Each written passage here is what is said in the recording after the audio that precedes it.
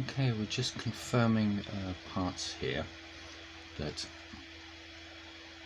this equals that. So this is bonnet SCAD file 19. And what we're doing is each of them we're putting a little label on, so that's B18. We just wanted to confirm that it is actually the same one. So let's try and find the orientation, because I'm printing 4 of these at a time, and towards the end I was initially doing just the 1, but then decided to do 4.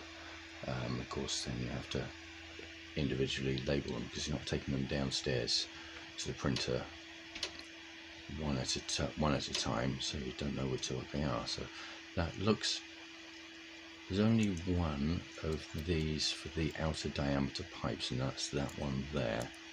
So that's pointing in that direction, and there are 1, 2,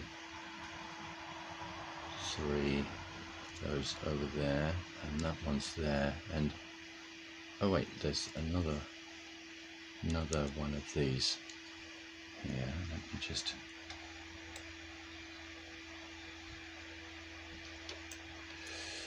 take that to there. Yes, that's definitely, that piece is there. So that's definitely number 19. So that's identified, and we can put a label on it.